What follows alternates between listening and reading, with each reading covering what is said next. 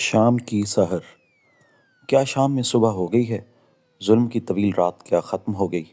اس میں تو کوئی شبہ نہیں کہ اسد خاندان کا عرصہ اقتدار ظلم کی ایک طویل رات تھی جو تمام ہوئی۔ یہ وحشیانہ اقتدار کا ایک دور تھا جو نصف صدی کو محیط تھا۔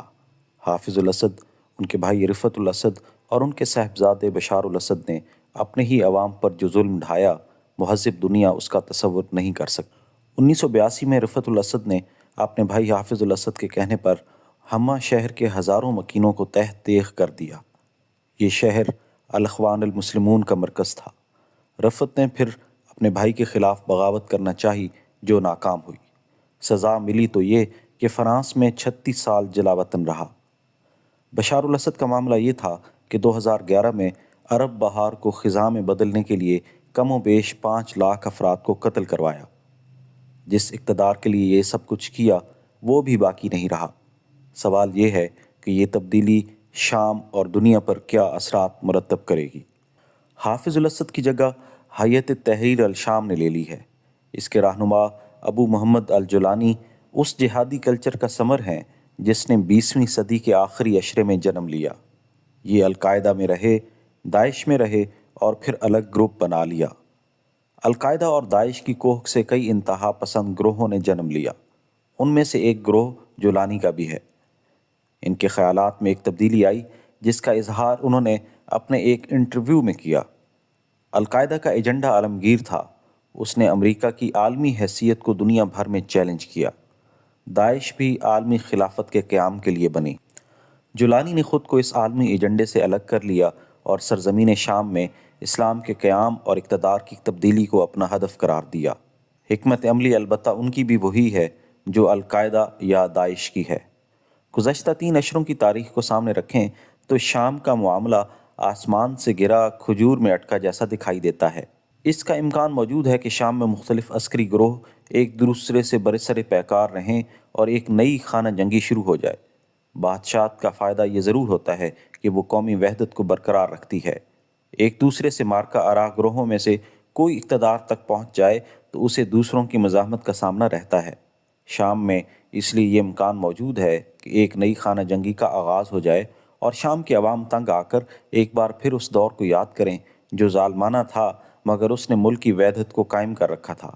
اس لیے مجھے خوف ہے کہ شام میں شاید وہ امن نہ آ سکے جو اس کی اشد ضرورت ہے۔ علاقائی سیاست پر بھی اس کے اثرات مرتب ہوں گے جو بہت اہم ہیں۔ ایران بشار الاسد کا حامی تھا۔ اب جو گروہ برسر اقتدار ہے وہ مسلکی اور سیاسی اعتبار سے ایران مخالف ہے۔ ایران کی طرف سے بشار الاسد کو ہر مشکل میں کمک ملتی رہی۔ بشار الاسد نے جو آخری ملاقات کی وہ ایرانی وزیر خارجہ ہی سے کی، تاہم اس وقت ایران ان کی مدد کو نہیں کر سکا۔ اس تبدیلی سے علاقائی سطح پر ایران کے اثرات کم ہوں گے۔ عرب حکمران کے لیے بھی الجولانی کا برسر اقتدار آنا کوئی خیر کی خبر نہیں، مگر ان کو کچھ خاص فرق نہیں پڑے گا۔ عرب اس وقت کسی محاذ آرائی کے حق میں نہیں ہے، اس لیے اس کا کوئی براہ راست اثر ہوگا تو وہ ایران پر ہوگا۔ بشار الاسد کا زوال عرب دنیا میں باس پارٹی کے خاتمے کا غیر رسمی اعلان بھی ہے۔ صدام حسین اور حافظ الاسد وغیرہ اس کے نمایاں رہنما تھے۔ باسزم کے علمبردار عربزم اور سوشلزم کے علمبردار تھے۔ انقلابی نظریاتی سیاست میں چونکہ اخلاقیات اہم نہیں ہوتے، اس لیے یہ سب لوگ موجودہ نظام کے خلاف بغاوت کے نتیجے میں اقتدار پر قابض ہوئے اور انہوں نے بدترین آمریت کا مظاہرہ کیا۔ حافظ الاسد نے اپنی جانشینی کے لیے سب سے پہلے اپنے بھائی رفعت کا انتخاب کیا۔ اس نے حافظ کی علالت کے دوران اس کا تختہ الٹنے کی ناکام کوشش کی تو اس کا انتخاب اس کا بڑا بیٹا بسال بنا۔ بسال کی ایک کار حادثہ میں موت واقع ہو گئی تو اس نے اپنے دوسرے بیٹے بشار کو جانشین بنا دیا۔ سوشلزم کے ساتھ اس وابستگی کی وجہ سے روس کے ساتھ ان کے گہرے تعلقات رہے۔